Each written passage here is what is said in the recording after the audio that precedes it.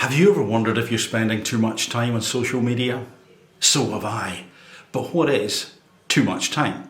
Well, to help answer that important question, I'm going to use a couple of articles, links as usual in the description, and also as usual, I would encourage you to read the articles yourself because I'm not going to cover every part of them. But just in case you don't have the time, maybe you're limiting your time, I have picked out what I think are the most important takeaways. So article number 1, titled "The Effect of Self-Monitoring Limited Social Media Use on Psychological Well-Being." I'm going to read from the abstract. Some abstracts aren't that great. This one I think is nice and concise, describing exactly what this experiment was about. So the study was conducted to investigate the effect of self-monitoring limited social media usage on psychological well-being. After completing pre-test measures, 230 undergrads from Midwestern Uni were randomly assigned to one of two experimental conditions. Either, 1, limit the social media usage to 30 minutes a day, and by the way, that's across any platform. So if they went on one for 10 minutes, they only had 20 minutes left, if they stuck to the limit. And the second experimental condition was just for people to go about their social media business as usual. After 2 weeks of limiting the self-monitored group, so that these people were monitoring themselves and ensuring as best they could that they were limiting to 30 minutes a day, they showed significant improvements in their psychological well-being. Anxiety, depression, loneliness, fear of missing out, and negative affect emotions decreased while positive affect emotions increased. These results suggest that limiting social media usage may improve psychological well-being on multiple dimensions. I think those results do certainly suggest that. Again, from the same article, the average person spends approximately 2.5 hours a day on social media. That's the average person, compared to 2 hours watching broadcast TV. That's from 2019. Because social media are pervasive and time-consuming, it is all the more concerning that negative impacts on psychological well-being have been found to be associated with usage. Higher social media usage is associated with decreased psychological well-being, in particular increased anxiety, depression, loneliness, and fear of missing out, FOMO. And also remember that these social media platforms are designed to be addictive. So, a bit of a red flag there. Robertson David, 2020, found that FOMO, fear of missing out, a dimension of well-being, can have a positive effect on social connection. Hold on a second. They conducted 2 studies with 565 people to investigate the relations between social media use, FOMO, and psychological well-being. It was concluded that fear of missing out associated with social media use can have a positive effect on well-being. What does that mean? But only if social media is being used to maintain social connections and cultivate relationships. So when it's used to make those connections and to cultivate relationships, then in actual fact, well, it would seem that psychological well-being is increased. It has a positive effect.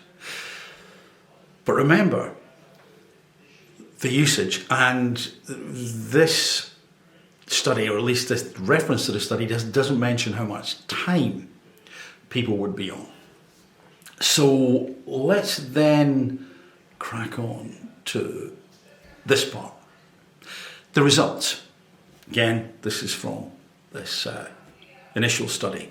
The results of the present study were consistent with the main hypothesis. After the 2-week experimental period, all assessed indicators of psychological well-being, which I've talked about, showed significant improvement for the treatment group, the people who were limiting, to the control group, who were not, despite there being no differences between the groups at the pre-test. These results indicate that self-monitoring limited social media usage can be a practical intervention for improving psychological well-being. Absolutely, monitoring and then acting accordingly. Hey, 30 minutes are up or whatever it is. I wanted to access this article from 2018, and the title is "This is how much time you should spend on social media per day." New research, subtitle, suggests there's a limit to the number of minutes you can scroll without hurting your mental health, and I like that subtitle. I don't like the fact it hurts mental health, but I like the fact it's punchy. There's a limit to the amount of time you can scroll without hurting your mental health. Again, remember, these platforms are designed to keep you there. Here's the good news. There might be a sweet spot when it comes to the amount of time you spend on social media. And I love that phrase. I think that's useful for all of us to think about. Sweet spot. Not too little. Remember that positive idea that if you access to make connection, relationships, etc., it could do us good. So not too little, but not too much.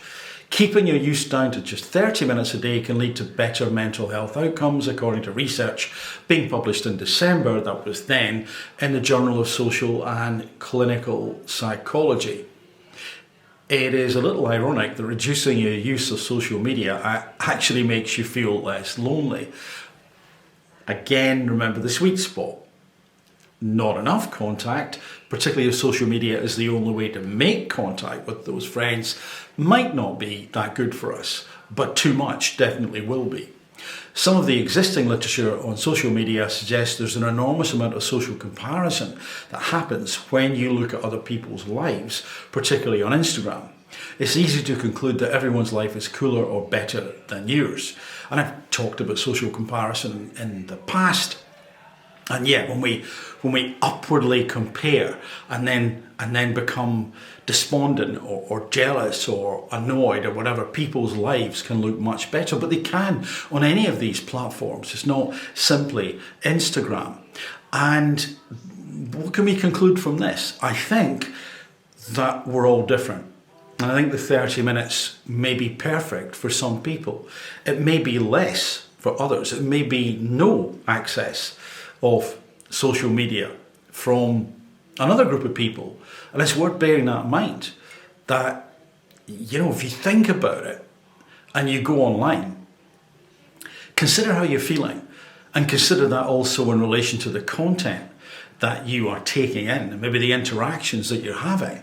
If it's draining your energy or making you feel uncomfortable, then maybe it's the content, maybe it's a platform, maybe it's just going online and doing that stuff. Other people, perhaps they can be online accessing social media platforms for much longer than 30 minutes. But again, remember, earlier I was saying from that other article, that quote, that the average amount is 2.5 hours. I think that's a lot of time per day. I personally think for me that's too much, way too much. Maybe it isn't for you, but remember, whatever the time that you spend online is, I think it's going to be to do with the quality of the interaction, what you're doing, and the content you're consuming. And I think that we need to monitor that as well as the time that we're online on social media. So time, quality of interactions, content we're consuming, or indeed creating.